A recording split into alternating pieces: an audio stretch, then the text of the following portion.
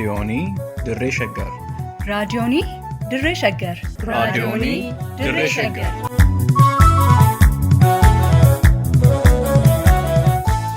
Raadiyoonii Dirree Shaggari. Raadiyooniin Dirree Shaggar torbaan guutuu guyyoodhaan galgalatti sa'aatii tokkorraa eegalee hamma sa'aatii tokkoof walakkaatti dambalii gabaabaa meetir baandii 19 kiiloo heerzii 15,415 irratti qophii dabarsuu amma jalqaba. Raadiyoonii Dirree Shaggar.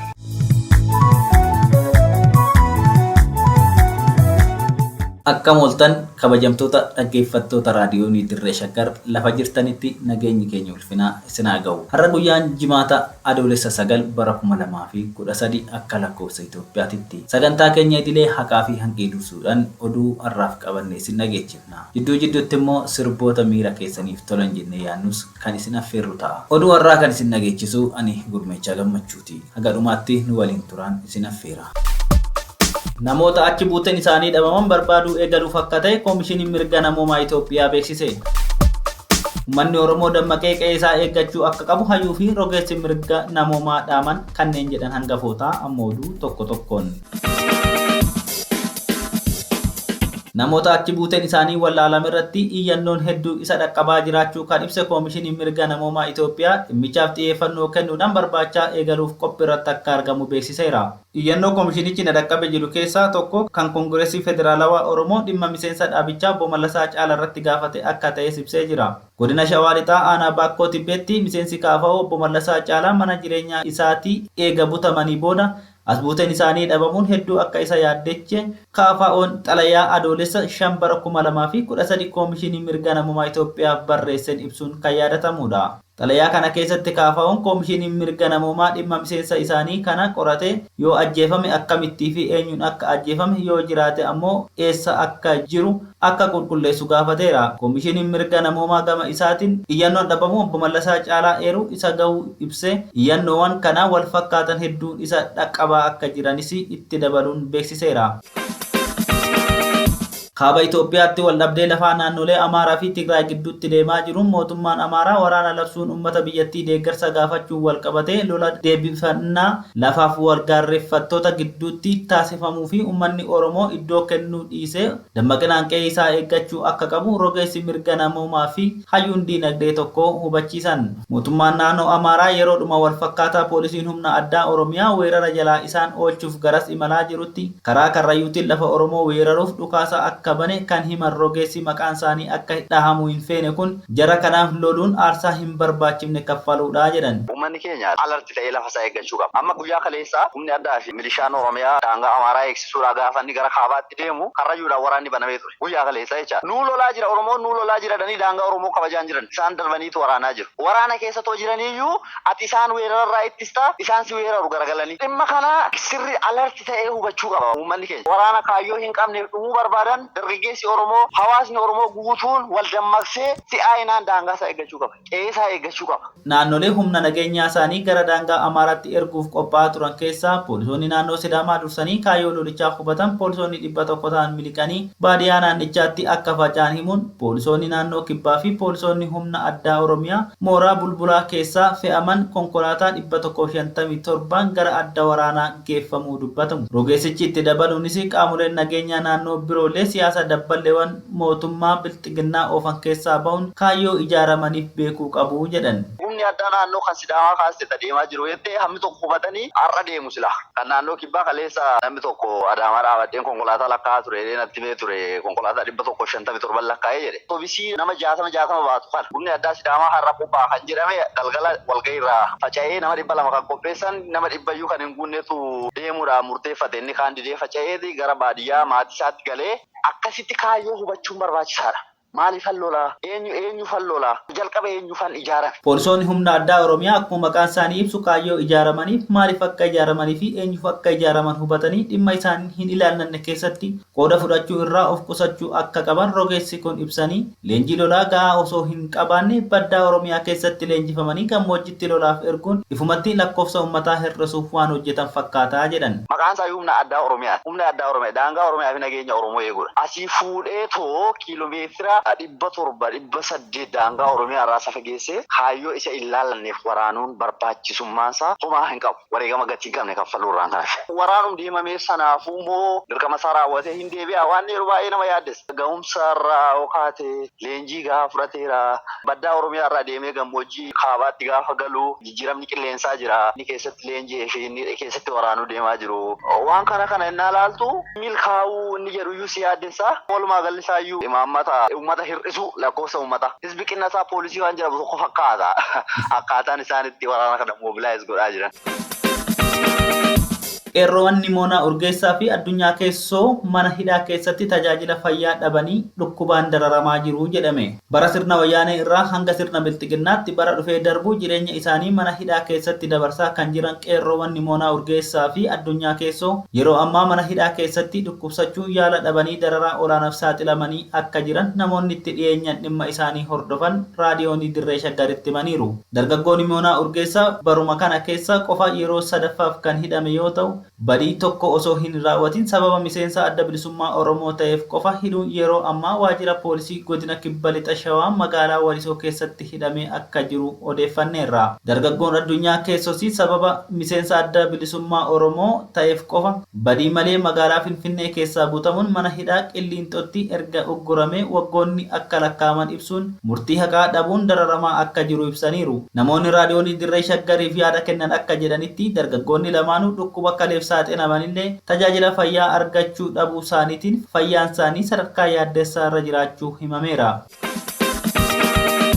Poolisiin humna addaa naannoo Sidaamaa waraanaaf gara Tigraayitti bobbaafamuusaa addi bilisa baasaa uummata Sidaamaa balaaleffate. Poolisiin humna addaa naannoo Sidaamaa dirqamaan gara lola Amaaraa fi Tigraayitti geeffamuusaa cibsee kan balaaleffatu akka ta'e addi bilisa baasaa uummata Sidaamaa ibsa adoolessa 8 bara 2013 baaseen beeksiseera. Lola Tigraay irratti deemsifamu irratti Amaaraaf akka tumsaniif poolisiin humna addaa naannichaa 200 ta'a akka ergamaniif dabballoonni bilxiginnaa naannoo Sidaamaa adoolessa 7 bara 2013 murteessuu eere gareen tumsamuu fi deemamuu kun waggoottan daran keessa gaaffii naannoo ta'uu uummanni Sidaamaa dhiyeeffachaa ture kanneen mormaa turan ta'uu hubachiiseera. Abjuu babal'ifannaa lafaaf adeemsifamuu fi gowwoomsaa uummataa irratti gaggeeffamu akkasumas siyaasa Amaaraa tumsuuf duula garasitti geeffamu ni balaaleffannaa jedheera. Addi bilisa baasaa uummata Sidaamaa ibsa baase kanaan waraanni Eertiraa uummata Tigraay fi Oromiyaa haleeluuf seenan hatattamaan haalduree tokko malee Itoophiyaa keessaa akka bahan gaafachuusaa madditti waraana humna alaan tumsamee Tigraay, Oromiyaa, Beenishaangul,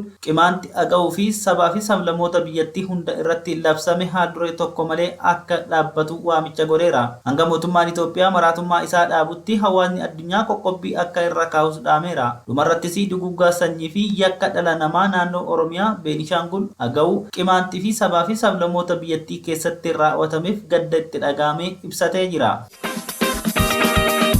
Ameerikaan liqii kaampaanii Teleekoomii Safarikoomiif gootu ugguruun dhagahame. Itoophiyaatti walitti bu'iinsi hammaachaa deemuun wal qabatee Koorporeeshiniin Faayinaansii Misooma Idil Addunyaa Ameerikaa liqii kaampaanii Safarikoomiif godhu ugguree jiraachuu Biizines Deelii gabaaseera. Koorporeeshiniin Faayinaansii Misooma Idil Addunyaa Ameerikaa haleellan lammiilee nagaa Itoophiyaa naannoo Tigraay keessatti godhamaa jiru liqii shilingii Keeniyaa biiliyoona 53.97 Safarikoomiif laatamuuf qophaa'e irratti dhiibbaa uumee jira. Lola kaaba Itoophiyaa naannoo Tigraayitti gaggeeffamaa ture wal qabatee qoqqobbii diinagdee Ameerikaan Itoophiyaa irra keessee turte dhaabbata faayinaansii kanatti shakkii uumuu isaa Daily News ibsee jira. Safarikoom baatii darbe keessa dhaabbanni faayinaansii Ameerikaa kun kaampaanii Teleekoomii Afrikaa Kibbaa, Vodacom, UK, Vodafone dabalatee investimentiiwwan Itoophiyaa keessatti filataman akka deeggaru ibsus Koorporeeshiniin Faayinaansii Ameerikaa garuu sababa lolichi biyyattii keessatti deemaa jiruuf liqii maallaqaa gochuu akka dhaabu dirqisiisuu isaa deebiin eejensii misoomaa Ameerikaa iimeelii Business Daily kenneen agarsiisa. Egaa kabajamtoota dhaggeeffattoota keenyaa oduu namaaf qabanne kanuma qophii keenyaa fi waliin turtii gaarii.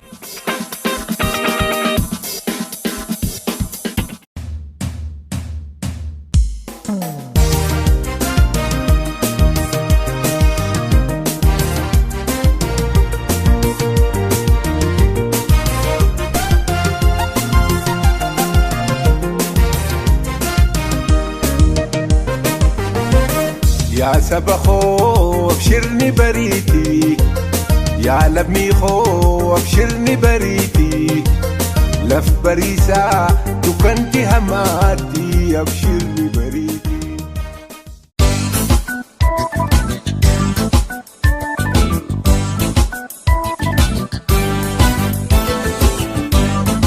haqaa fi hanqii.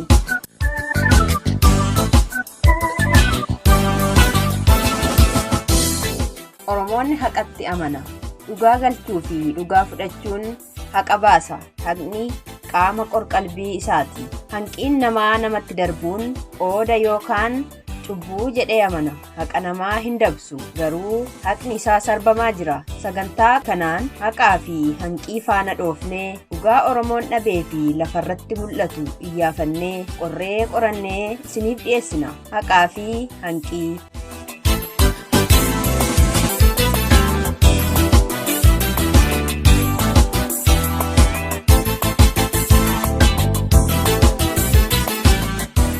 Haqaa fi hanqii. Oromoon gaafa sirna bulchiinsa Abisiiniyaa yookaan Impaayera Itoophiyaa jalatti kufee jaarraa tokkoof walakkaadhaa olirraa jalqabee gidiraa bifa adda addaatiif saaxilamee buqqifamaa, ajjeefamaa, hidhamaa, xiqqeeffamaa as gaheera. Kabajamtoota dhaggeeffattootaaf hordoftoota raadiyoonii Dirree Shaggar, qophii keenya haqaaf hanqii har'aa keessatti gocha gara jabeenyaa fi yakka olaanaa ilma Oromoo tokko irratti raawwatee ture ilaalchisuun gabaasa Human Rights Watch al darbe baase irratti xiyyeeffannee waan isiniif dhiyeessinu qabna. Hanga xumura sagantaa keenyaatti nu waliin turtu jennee abdanna. يا لميخو أبشرني بريتي يا سبخو أبشرني بريتي لف بريسا دكنتي هماتي أبشرني بريتي. Human Rights Watch gabaasa isaa gaafa waxabajjii 3 bara 2013 maarsariitii isaa irratti baaseen waa'ee ilma Oromoo umuriin isaa waggaa 17 Oromiyaa lixaa magaalaa Dambidoollootti uummata fuulduratti murtii seeraa tokko malee qaamota nageenyaa mootummaatiin rasaasaan ajjeefamee ibsee jira. Qophii keenya haqaaf hanqii har'aa keessatti gabaasa dhaabbanni mirga namoomaa idila addunyaa Human Rights Watch baase sun mata dureen isaa Itoophiyaatti ilmi yookaan gurbaan umurii xiqqaa ta'e Oromiyaa keessatti uummata fuulduratti rashaname yookaan rasaasaan adabame kan jedhu ture. Dhimmi keenya har'aas haqni daa'immanii akkamitti ija seeraatiin akka ilaalamu hubachiisuudha. Innis maqaansaa Amaanu'eel Wandimmuuti. Seeraan ala nama ajjeesuun yakka ta'ullee mucaa ol guddataa kana haala suukaneessaa ta'een uummata fuulduratti ajjeesuun kan mirkaneessu yoo jiraate biyyattiitti seerri qaamni mootummaa ofiisaatii ittiin abboomamu jiraachuu dhabuusaati. Qaamolee mootummaa waan dabaa kana raawwachiisanii fi qaamota nageenyaa yakka kana raawwatan itti gaafatamummaa tokkollee hin fudhanne. Lubbuun lammiilee biyyattii gatii qabaachaas akka hin jirree fi qaamni mootummaa kamuu yeroo barbaadetti yookaan wayitii barbaadetti ajjeesuuf mirga akka qabu kan agarsiisudha. Kun garuu seera biyyattiitiinis ta'e kan addunyaatiin yakka ta'uusaa beekamuu qaba. Diinni diinaa hireena mallaatuuyi tooftaarraa sammalee diroon dadaan baatuuyi. Caamsaa gaafa 3 bara 2013 humnoonni mootummaa Oromiyaa lixaa godina Qellem Wallaggaa magaalaa Dambidoolloo keessatti Amaanu'eel Wandimmuu to'annaa jala oolchanii dhaanicha guddaa irratti raawwatanii turan. Viidiyoon qaama mootummaa magaalattiitiin miidiyaa hawaasaa irratti maxxanfamee ture dhiigni fuula Amaanu'eel irra kan yaa'u harkisaa duubatti hidhamaa fi shugguxiin mormatti hidhamee qomasaa irratti rarra'u agarsiisa. Guyyaa kana uummata fuulduratti ajjeefame. Torbanoota itti aanan keessatti immoo aangaa'onni mootummaa maatii Amaanu'eel dabalatee jiraattota magaalichaa adamsanii seeraan ala hidhuun hiraarsuun itti fufe. Kanuma waliin wal qabsiisuudhaan Human Rights Watchitti Daarikteerri gaanfa Afrikaa Latiitaa Baader ajjechaan murtii seer malee aangaa'otaan ol guddataa kanarratti raawwatame kan agarsiisu lubbuu namaatiif xiyyeeffannoon homaatuu akka hin jirredha jedhanii ibsani. Haalli itti aangaa'onni naannichaa fi qaamonni nageenyaa gochaa gara jabinaa kana waraabanii uummataaf ittiin ifoomsan kan agarsiisu. Aangaa'onni kun sodaa seeraa tokko malee seeraa ol ta'anii waan fedhan gochuu akka danda'an kan of amansiisan ta'uullee hin dhoksine. Bakkawwan Oromiyaatti waggaa waggaa 3f humnoota mootummaa federaalaaf naannoo fi qaama hidhatee waraana bilisummaa Oromoo waboo gidduutti wal waraansi geggeeffamaa ture keessa Oromiyaan lixaa dursee kan eeramudha. Koomaandi poostiin federaalaa Oromiyaa lixaatti argamus humnoota federaalaa fi naannichaa kan raayyaa ittisa Itoophiyaa, poolisii addaa Oromiyaa, poolisii idilee Oromiyaa akkasumas milishaawwan bulchiinsa gandoota keessatti argaman qindeessee uummata irratti bobbaase. Caamsaa 1 bara 2021 ammoo paarlaamaan Itoophiyaa shanee yookaan jecha mootummaan Itoophiyaa woboo ibsuuf dhimma itti bahu shororkeessaadha jechuun farraje.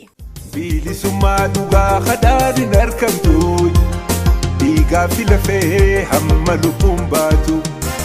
Dhimma ajjechaa kanarratti dhaabbanni mirga namoomaa Human Rights Watch jiraattota Dambidolloo 11 kan dubbisuusaa maddiitti viidiyoowwanii fi suuraawwan hedduu miidiyaalee hawaasaa, barruuwwanii fi ibsa aangaa'ota mootummaa ajjechaa Amaanu'eeliin wal qabatee jedhaman gabaafamanii fi maxxanfaman hundaa qorachuusaa ifa godheera. Namoonni argan akka jedhanitti gaafa caamsaa 3 bara 2013 waaree dura sa'aatii 8 irratti humni addaa naannoo Oromiyaa kan humna addaa jedhamu magaalaa Dambidolloo ganda duwwaa 7 naannuma mana jireenyaa isaatti Amaanu'eel qabe. Miidiyaalee mootummaa tokko akka ibsanitti aangaa'onni gadi aanaan naannichaa nama Gammachuu Mangashaa jedhamu kan hojii ijaarsaa bilxiginnaa hojjetu magaalichuma keessatti kan ajjeese Amaanu'eel jechuun gabaasanii. Firoonni isaa garuu Amaanu'eel ol guddataa ilmaa fi kan barnoota isaa hordofaa jirudha jedhu. Jiraattonni Dambidolloo gama isaaniitiin aangaa'onni magaalattii Amaanu'eeliin haala kanaan dararanii ajjeesuun akka isaan suukaneesse hin dhoksine. Amaanu'eel immoo barataa kutaa 10 akka ta'e bataskaana keessaa kan hojjetu ta'uu fi yeroo isaa hundumaa magaalattiitti ganduma duwwaa 7 keessa kan jiraate ta'uu ragaa bahu. Diinaa hireena mallaatuy raasa malee diroon dadaan baatuy. Humni addaa Oromiyaa yeroo Amaanu'eel reeban rukutan dhiitan agarsiisuun jiraattonni 2 ragaa kan bahan yoo ta'u, namni biraa immoo humnoonni nageenyaa Amaanu'eel miidhuuf waan itti dhihaate hundaan miillaan, harkaan, ulee fi sadaafii qawweetiin rukutaa akka turan himani. Irra caalaa mataa isaarra reebaa lafatti kufuusaa argeera kan jedhan namni kun dararaa akkasii ilaaluunuu akka malee nama surura yookaan nama suukaneessa ture jechuun hammeenya irratti raawwatame ibsani. Achi boodas dararaan itti hammaachuu isaatiin harkaa miliquuf wayita yaalii taasisetti Amaanu'eel ganda duwwaa 5tti rasaasaan miila rukutamee agarsiisuu isaanii jiraattonni ni dubbatu. Viidiyoon lammataa kan Human Rights Watch ilaale akka agarsiisutti Amaanu'eel humna addaa Oromiyaa fi poolisii idilee humnoota mootummaa hidhatanii marfamee gara mirga isaatti mataa gadi cabsatee uummatatti agarsiifamaa karaarra oofamaa ture. Yeroo agarsiifamaa ture kanattis hariiroon inni waboos ta'e kan biraa waliin qabu ifatti otoo hin mirkanaayin ani miseensa abbaa torbeeti, ana argaatii jiilaa waanan godhe hin godhiinaa akka jedhuuf humnaan dirqisiifamaa akka turellee hubatame. Namoonni argan kun humnoonni mootummaa, koomaandi poostii, humna addaa Oromiyaa, poolisii Oromiyaa, milishaa gandaa fi raayyaa ittisa Itoophiyaa irraa walitti bobba'an konkolaattonni akka hin sochoone ajajanii namoota buufata otobisii turan hundaa marsani. Namoonni naannawaasanii hojii daldalaarra turanis dukkaana yookaan suuqii cufanii taatee agarsiisichaa bahanii akka daawwatan dirqisiifaman. Namni taatee kana laalaa ture tokko nama hundaa gara magaalaa walakkaatti fidanii namni tokkollee kan qaama nageenyaa tuquuf yaalu jiraannaan carraa wal fakkaatutu isa yookaan ishee eeggata jechuun yoo dubbatu hubatameera. Bilisummaa dhugaa kadhaan argamtu dhiigaa fi lafee hamma lubbuun baatu.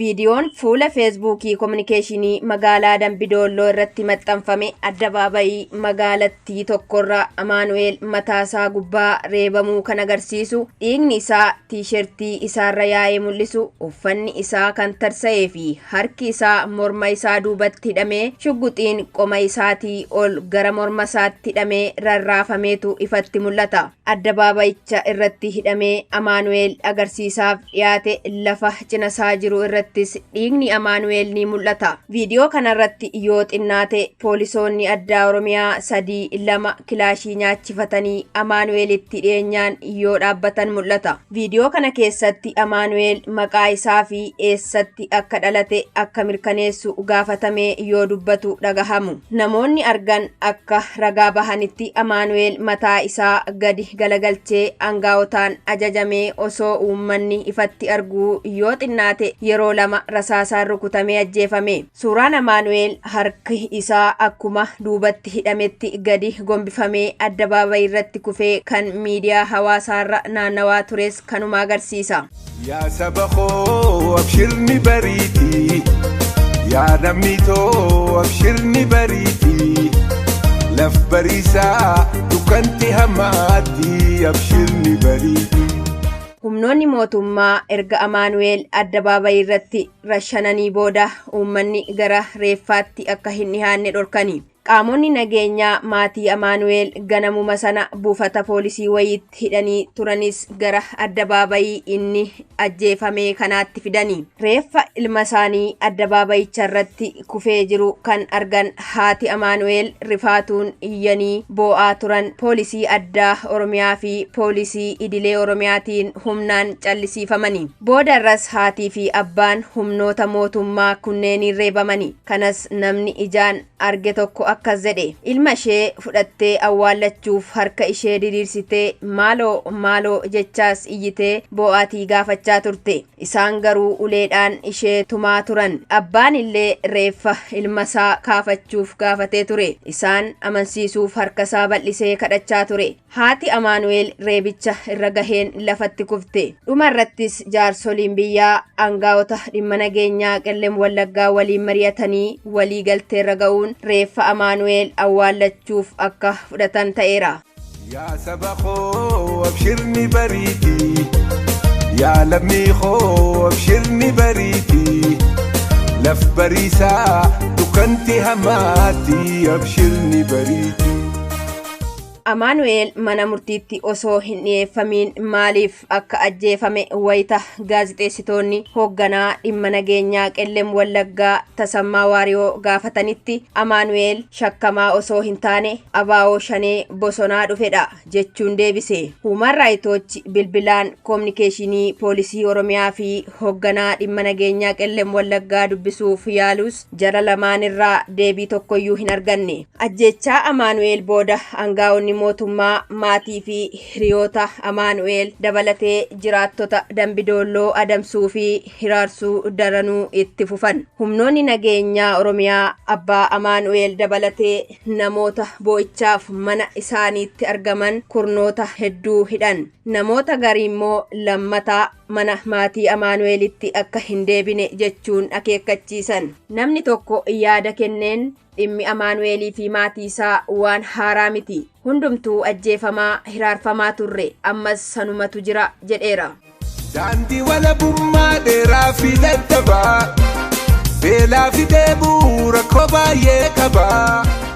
Gareeleen mirga namoomaa fi miidiyaaleen dhiittaa mirga namoomaa danuun murtii seeraa malee ajjeesuu, hidhamtoota hidhaarraa baasanii murtii malee ajjeesuu, hidhaa seeraan alaa fi quunnamtiiwwan hundaa irra deddeebiin kutuu dabalatee Oromiyaa lixaatti raawwatamaa jiraachuu gabaasaa turani. Mirgi namoomaa addunyaa fi seeronni dhimma waraanaa addunyaa ajjechaan murtii seera malee ajjechaan suukaneessaa dararaa fi namoota hidhaman hammeenyaan qabu ni dhorka. Itoophiyaan miseensa waadaalee mirga namoomaa idil addunyaa fi naannolee yoo taatu keessattuu kanneen daa'immaniif kunuunsa addaa taasisan kan akka waadaa mirga daa'immanii, waadaalee Jeenevaa fi mirga kunuunsaa fi daa'immanii chaartira Afrikaa raggaasistee qaama seera biyyattii ta'aniiru. Dhiittaan mirga namoomaa humnoota nageenyaatiin raawwataman sirnaan qoratamuu dhabuudhaan yookaan immoo kanneen gaafatamuu qaban Oromiyaa keessattis ta'ee bakkoota biraatti gaafatamuu dhabuun irra deddeebi'ee mul'achuun kun yakkoonni kun Itoophiyaa guutuutti itti fufinsaan akka raawwatamaniif haala mijaawaa uumeeraa jedhan Human Rights Watch. Aangaa'onni Itoophiyaa ajjeechaa murtii seeraa malee tokko qaamota nageenyaatiin lammiilee irratti raawwatamu ifatti balaaleffachuu itti dabalees qaamota nageenyaa ilaalchisee sadarkaa naannoo fi federaalaatti haaromsa sirna guutuu ta'ee fi haaromsa caasaa geggeessuu qabu. Roobaa fi aduu irratti wal dabree gaaraa fi hallayyaa lukaan qaxxaamuree.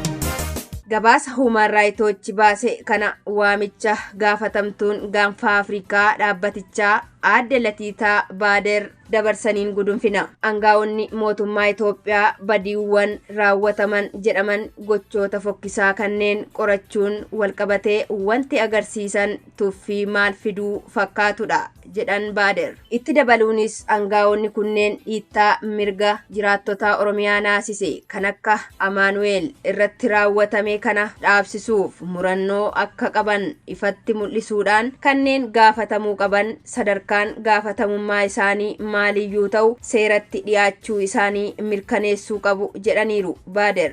Daandii walabummaa dheeraa fi daddabaa beelaa fi dheebuu rakkoo baay'ee qabaa roobaa fi aduu irratti wal dabree gaaraa fi hallayyaa lukaan qaxxaamuree. Egaan dhaggeeffattoota keenyaa qophii keenya har'aa kanumaan goolabna. Qophii biraan hanga walitti deebinutti nagaan tura. Yaa saba koo abshirni bariitii yaa lammii koo abshirni bariitii laf bariisaa dukkanti hamaatti abshirni bariitii.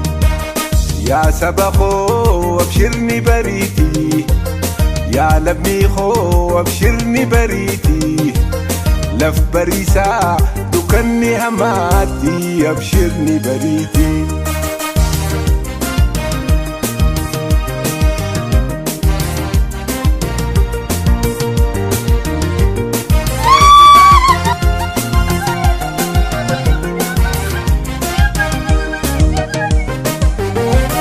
Sabni Oromoo saba mara caaluuy sirna raabaa doorii saba kaayyoon buluu bilisummaa malee gabrummaan hin mallu qabsoonu eebisaa waliyyaa maqaallu. Sabni Oromoo saba mara caaluuy sirna raabaa doorii saba kaayyoon buluu bilisummaa malee gabrummaan hin mallu qabsoonu eebisaa waliyyaa maqaallu. Yaa saba koo abshirni bariitii yaa lammii koo abshirni bariitii laf bariisaa dukkanti hamaatti abshirni bariitii. Yaa saba koo abshirni bariitii yaa lammii koo abshirni bariitii laf bariisaa dukkanni hamaatti abshirni bariitii.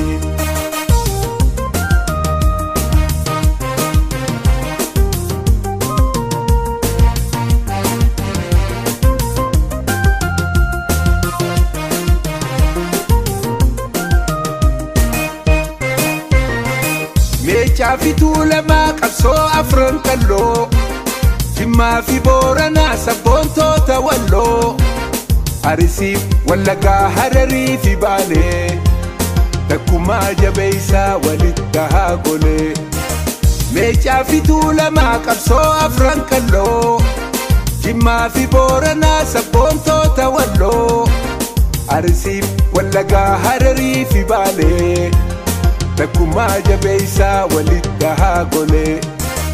Yaa saba koo abshirni bariitii yaa lammii koo abshirni bariitii laf bariisaa dukkanti hamaatti abshirni bariitii. Yaa saba koo abshirni bariitii yaa lammii koo abshirni bariitii laf bariisaa dukkanti hamaatti abshirni bariitii. Egaa dhaggeeffattoota keenya oduu dabalatee sagantaa keenya har'aatiin akka bohaartanii fi hubannoo sakkarraa qooddattan ni abdanna. Sagantaa haqaa fi hanqii torbaan dhufu sa'aatii wal fakkaatu irratti isiniif dhiyeessinu irratti akka dhiyaattaniif asuma isin affeeraa. Tamsaasa raadiyoonii Dirree Shaggar boruu galgala sa'aatii wal fakkaatu irratti isiniif darbuun walitti deebina. Turtii gaarii qabaadhaa.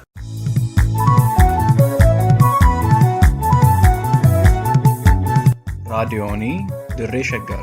raadiyoonii Dirree Shaggar. raadiyoonii Dirree Shaggar.